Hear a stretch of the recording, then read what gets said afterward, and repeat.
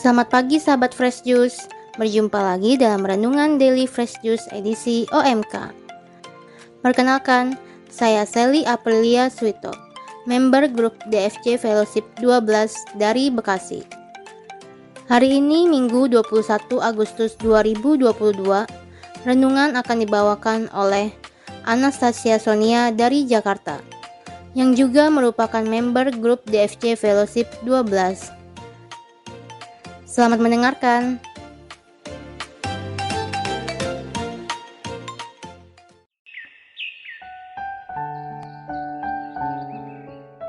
Selamat hari Minggu teman-teman Fresh Juice. Jumpa kembali dengan saya dalam renungan spesial OMK Daily Fresh Juice. Pada perayaan Hari Minggu biasa ke-21 ini, marilah kita bersama-sama mendengarkan dan merenungkan bacaan Injil yang diambil dari Injil Lukas bab 13 ayat 22 sampai 30.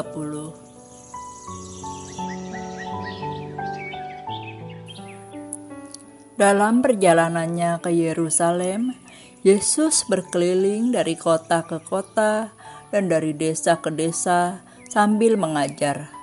Maka bertanyalah orang kepadanya, "Tuhan, sedikit sajakah orang yang diselamatkan?"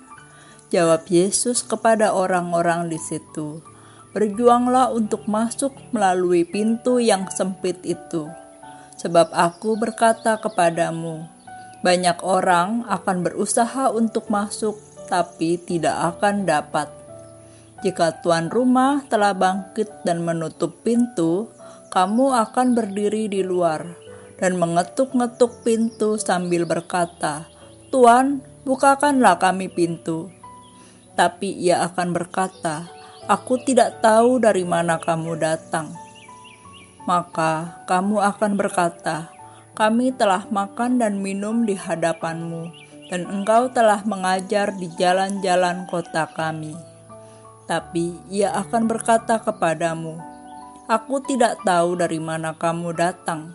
Enyahlah dari hadapanku, hai kamu sekalian yang melakukan kejahatan.' Di sanalah akan terdapat ratap dan kertak gigi. Apabila kamu akan melihat Abraham dan Ishak dan Yakub dan semua nabi ada dalam kerajaan Allah, tapi kamu sendiri dicampakkan keluar. Dan orang akan datang dari timur dan barat, dari utara dan selatan, dan mereka akan duduk makan dalam kerajaan Allah. Dan sekarang ada orang yang terakhir akan menjadi yang terdahulu, dan yang terdahulu akan menjadi yang terakhir." Demikianlah Injil Tuhan. Terpujilah Kristus.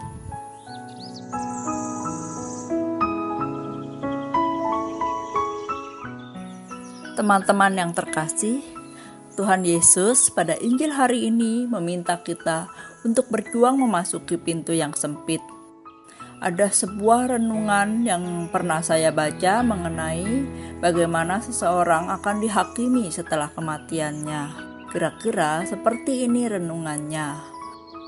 Pada hari penghakiman nanti, iblis akan menjadi pendakwa yang paling jahat atas jiwa kita. Iblis akan bilang begini, "Tuhan, jiwa ini tidak mentaati perintah-perintah-Mu, melainkan perintahku. Karena itu, jiwa ini adalah milikku." Mungkin dengan malu-malu kita akan memberanikan diri berkata, "Maaf Tuhan, perintah-perintah-Mu terlalu sulit untuk dituruti." Kemudian iblis akan mencerca kita dan berkata, "Itu tidak benar. Aku membuatmu bekerja di hari Minggu, sementara hukum Tuhan memintamu untuk beristirahat, tapi kamu malah bekerja untukku. Aku membuatmu minum anggur, padahal kamu lagi tidak haus. Dan dengan mabuk-mabukan, kamu merendahkan dirimu setara dengan binatang. Kamu takut-takut memberi sedekah, tapi malah membelanjakan uang ke klub malam untuk berkumpul dengan teman-temanmu. Lihat betapa ringannya kuk dariku, dan kamu lebih menyukainya daripada kuk dari Tuhan." Iblis hanya menjadi pendakwa saja. Dia bukanlah penentu nasib kita. Semua ada di tangan Allah Putra yang menjadi hakimnya.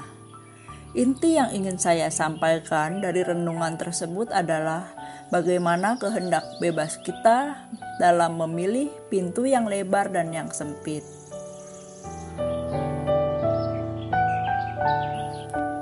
Pertama kali saya membaca renungan itu, jujur saja saya terkejut. Ternyata kuk dari Tuhan itu tidak seberat yang kita pikirkan.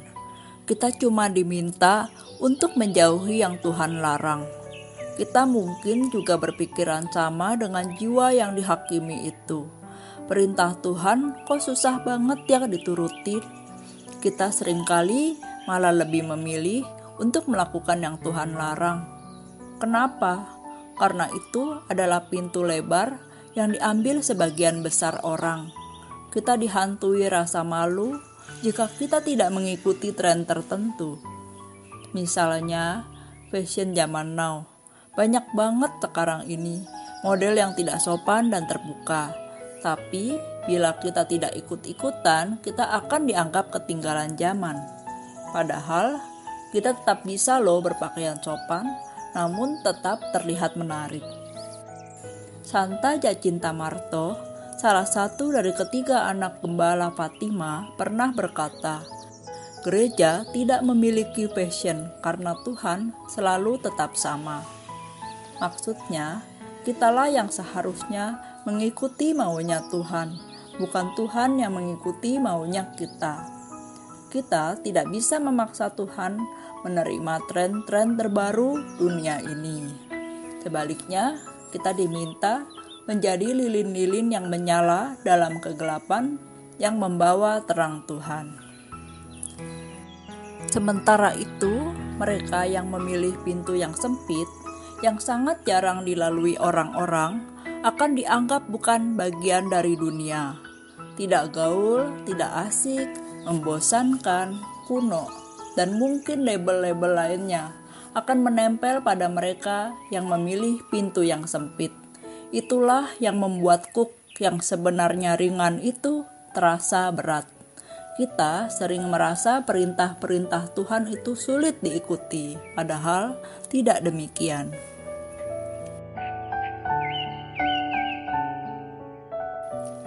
Teman-teman Fresh Juice yang terkasih, rasa malu karena tidak up to date, rasa ingin diakui, rasa takut dikucilkan karena mengikuti perintah Tuhan, itulah yang menjadi penghalang bagi kita untuk memasuki pintu yang sempit.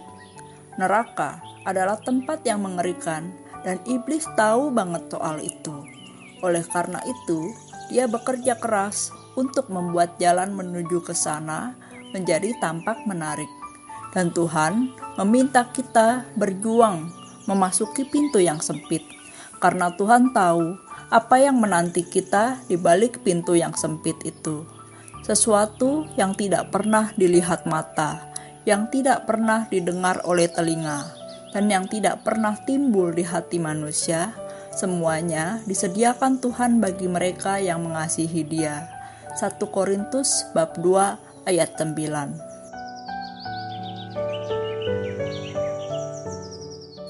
Demikian renungan kita pada hari ini. Kiranya Tuhan memberkati, melindungi dan memberi kita rahmat kerendahan hati agar bisa melihat kehendak Tuhan. Amin.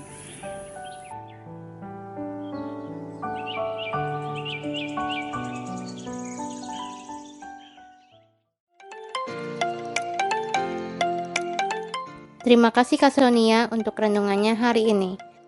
Semoga kita tidak ragu untuk mengikuti perintah Tuhan walaupun harus lewat pintu yang sempit. Karena Tuhan sudah menanti kita di balik pintu yang sempit itu. Sampai jumpa lagi di renungan Daily Fresh Juice edisi OMK selanjutnya. Tetap semangat dan jaga kesehatan ya. Salam Fresh Juice.